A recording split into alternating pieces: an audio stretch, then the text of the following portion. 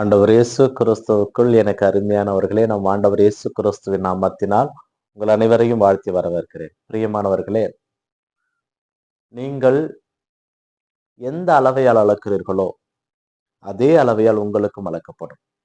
அமுக்கி குலுக்கி சரிந்து விழும் அளவுக்கு நீங்கள் கொடுக்கின்ற பொழுது ஆண்டவரும் உங்களுக்கு கொடுப்பார்.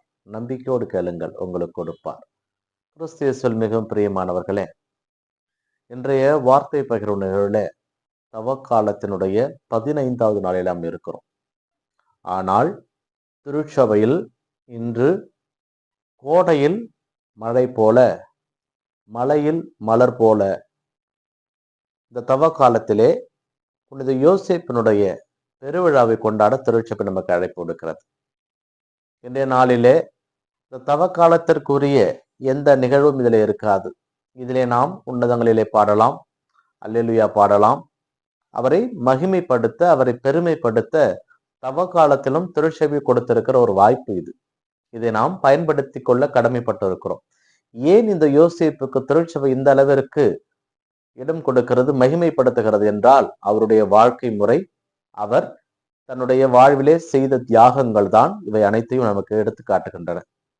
இன்றைய வாசகங்கள் அனைத்தும் ஏறத்தாழ அவரை பற்றியே தான் சொல்லப்பட்டிருக்கும். இருந்தாலும் அவருடைய நம்பிக்கை தான் இங்கே நமக்கு கொடுக்கப்பட்டிருக்கிறது.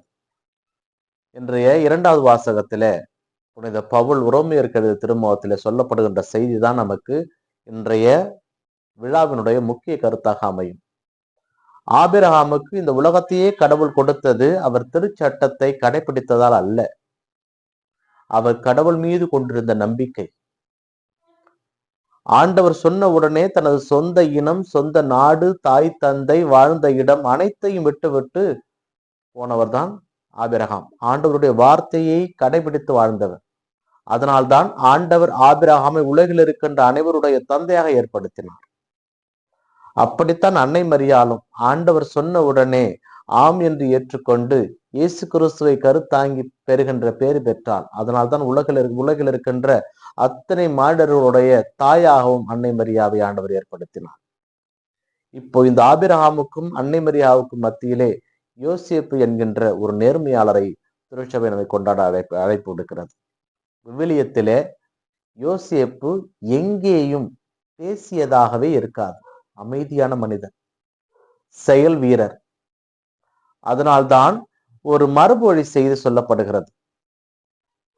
அன்னை மரியாவுக்கு 3 வயது இருந்த பொழுது அவரை ஆலயத்திலே காணிக்கையாக கொண்டு போய் விட்டு விட்டார்களாம். அன்னை மரியாவோடு நிறைய பெண்கள்,